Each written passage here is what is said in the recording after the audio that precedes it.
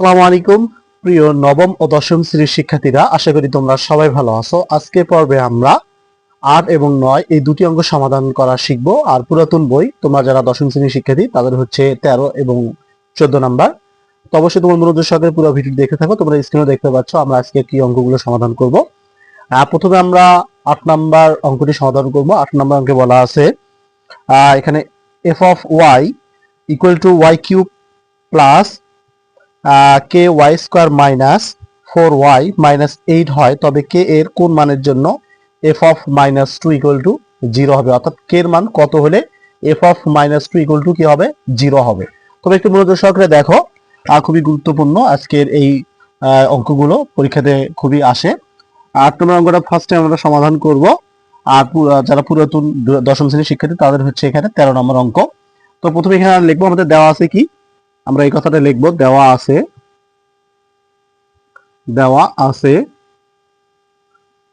F of Y equal to, এখানে আছে দেখো ওয়াই কিউব প্লাস কে Y square minus 4y minus 8। তো এখন আমরা এই y এর মান কি ধরবো, y এর মান আমরা যদি -2 ধরি, তাহলে যেখানে আমরা y পাবো সেখানে -2 বসাবো। তাহলে এখানে যদি -2 বসাই, তাহলে উপরে কি দেবো, পাওয়ার কিউব দেবো, এরপর প্লাস কে লিখবো, ওকে। এবার y এর মান হচ্ছে কি -2, তারপর অল স্কয়ার দেবো, এরপর -4, আর y এর মান হচ্ছে -2, আমরা ব্র্যাকেট দেবো, এরপর -8। জাস্ট আমরা যেখানে y পাইলাম সেখানে -2 বসালাম। এখন দেখো, যখন দেখবো মাইনাস উপর পাওয়ার কি থাকবে, মাইনাস উপর পাওয়ার যখন বেজোর থাকবে তখন মাইনাসটা থেকেই যাবে। তার এখানে মাইনাস উপর পাওয়ার কিউব আছে, তার মাইনাস থেকে যাবে। আর 2 উপর পাওয়ার কিউব মানে কি 8, অর্থাৎ 2 কে তুমি যদি 3 বার গুণন করো তাহলে 8 হবে। এরপর আবার এখানে দেখো মাইনাস আছে, এখানে 2 2 কত 4, এবং 4 এর সঙ্গে যদি কে গুণন করো তাহলে এখানে হবে প্লাস 4k, ওকে। এরপর দেখো মাইনাসে কি প্লাস 4 2 8, এরপর এখানে -8 আছে, প্লাস -8 ক্যান্সেল করে দাও, তাহলে আমরা এখানে কি পাইলাম -8 প্লাস 4k। তাহলে অতএব আমরা এইভাবে লিখতে পারি যে f অফ -2 ইকুয়াল টু কি 0। তাহলে f অফ -2 এর মান আমরা কি পাইছি 8 4k। তো এখানে লিখতে পারি 8 4k ইকুয়াল টু কত 0। তাহলে এরপর লিখতে পারি বা -8 টা আমরা ওই পাশে নিয়ে যাব, এখানে প্লাস 4 টা থাকবে, এখানে প্লাস লেখা লাগবে না, ওকে। আমরা এখানে এভাবে লিখবো 4k ইকুয়াল টু, এই যে -8 বসাতে কি হয়ে গেল, প্লাস হয়ে গেল। তারপর আমরা লিখবো এখানে বা কে সমান সমান, আমরা 8 কে ভাগ করব কি দ্বারা, যেহেতু এখানে 4 টা কি আছে, গুণন অবস্থায় আছে, উপাশে কি হয়ে যাবে, ভাগ হয়ে যাবে। তাহলে আমরা কাটাকাটি করলে আসবে কত 2। তাহলে অতএব আমরা কে ইকুয়াল টু কত পাইলাম 2। তাহলে আমাদের অ্যান্সারটা কিভাবে লিখবো, আমরা অ্যান্সারটা এভাবে লিখবো, অতএব যে কে ইকুয়াল টু 2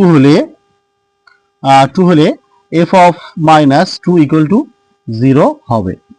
তো এটি হচ্ছে আমাদের এই প্রশ্নের সঠিক অ্যান্সার। আশা করি বুঝতে পারছো, খুব ইজিলি অঙ্কটি, তোমরা আরেকবার দেখতে পারো, তাহলে অঙ্কটি তোমাদের ক্লিয়ার হয়ে যাবে। এখন আমরা 9 নম্বর অঙ্কটি সমাধান করব এবং দশম শ্রেণীর 14 নম্বর অঙ্কটি সমাধান করব। 9 নম্বর অঙ্কে বলা আছে, তোমরা একটু দেখো, স্ক্রিনে দেখতে পাচ্ছ, এখানে আছে f of x equal to x cube minus 6x square plus 11x minus 6 হয়, তবে x এর কোন মানের জন্য f of x equal to 0 হবে। এটি একটি ফাংশনের অঙ্ক, আমরা ফাংশনের নিয়মে অঙ্কটি সমাধান করার চেষ্টা করব। প্রথমে আমরা এখানে লিখব দেওয়া আছে, ওকে। তোমরা একটু খেয়াল করো, খুবই মনোযোগী দিয়ে এই অঙ্কটি দেখবা। এটা আমাদের ফাংশনের অঙ্ক, দেওয়া আছে, আমরা এভাবে লিখব দেওয়া আছে, ওকে। এখানে f অফ x এর মান আছে এখানে x কিউব, এরপর লিখবো আমরা মাইনাস, এখানে আছে মাইনাস 6x স্কয়ার, এরপর এখানে আছে প্লাস 11x, এরপর আছে -6, ওকে। তো এখন আমরা যেভাবে অঙ্কটি সমাধান করবো, তবে একটু খেয়াল করো, এই যে রাশিটা আছে, এই রাশি তোমার এমন একটি মান ধরতে হবে যে রাশির মান কি হয় 0 আসে, হয় তোমাদের +1 +2 +3 অথবা -1 -2 -3। তো এরকম কিছু তোমাদের মান অনুমান করে ধরে বসাতে হবে এবং দেখতে হবে এই রাশিটার মান 0 আসে কিনা।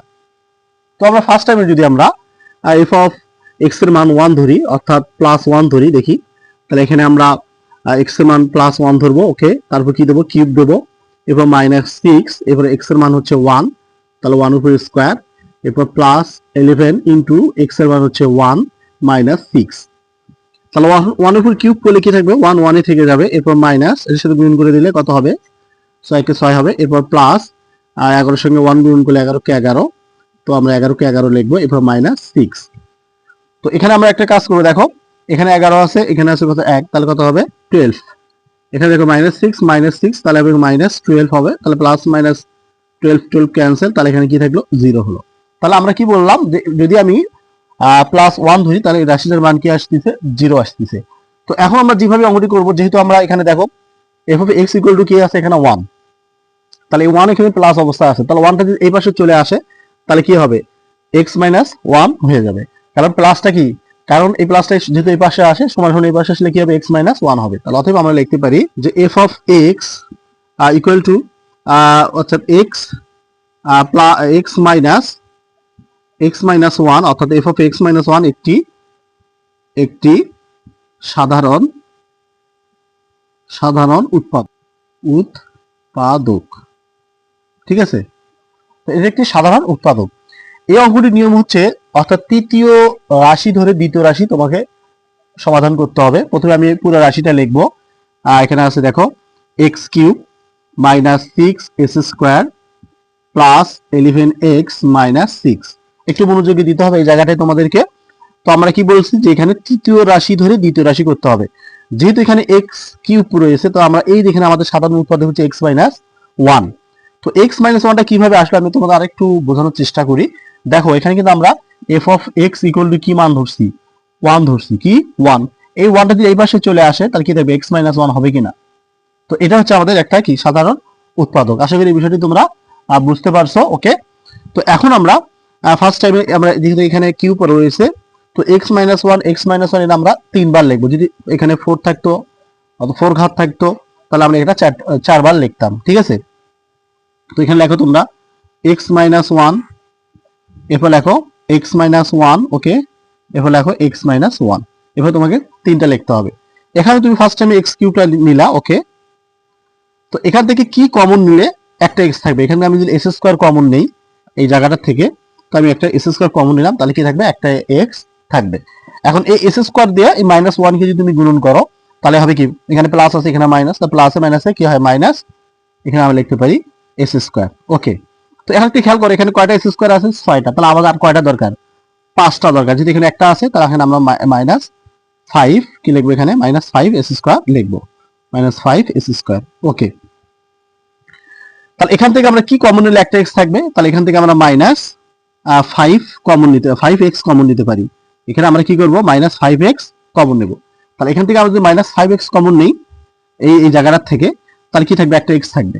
তো এই -5x দ্বারা -1 কে গুণন করলে কত হবে, -7 এসে প্লাস, তাহলে কি হবে 5x হবে, তাহলে প্লাস 5x। ওকে, তাহলে এখানে কয়টা আছে 11টা x আছে, এখানে কয়টা তো 5টা, তাহলে আমাদের কয়টা দরকার, তাহলে আমরা প্লাস 6টা x দরকার, তাহলে আমাদের 11টা কি হয়ে গেল মিল হয়ে গেল।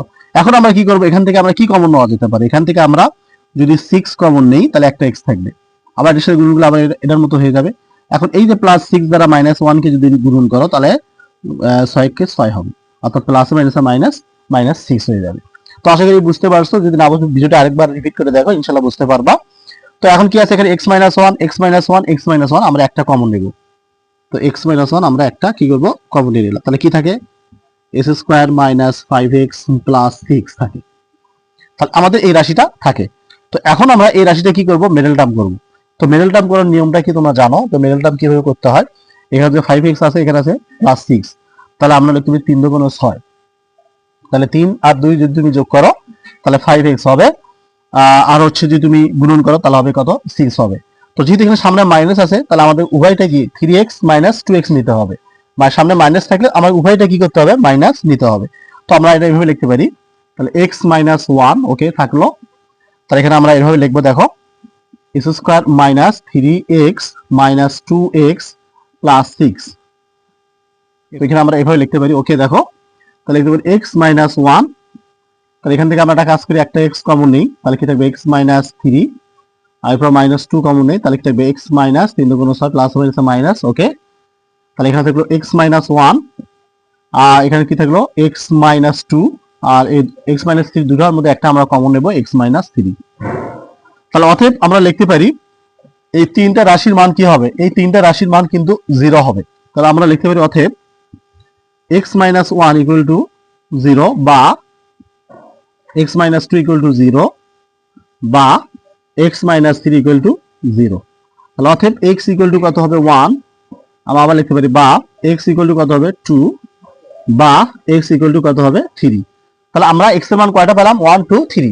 এই ওয়ান টু থ্রি তুমি যদি বসাও এই জায়গাগুলোতে এই রাশিটাতে, তাহলে এই প্রদত্ত রাশিটার মান কি হবে, জিরো আসবে। তাহলে অথবা আমরা অ্যান্সারটা এভাবে লিখতে পারি, X equal to one two three হলে F of X equal to কি হবে, জিরো হবে। তো এটি হচ্ছে আমাদের প্রশ্নের সঠিক অ্যান্সার। তো আশা করি বুঝতে পারছো। যদি ভিডিওটি ভালো লাগে অবশ্যই চ্যানেলটাকে সাবস্ক্রাইব করে দিবা।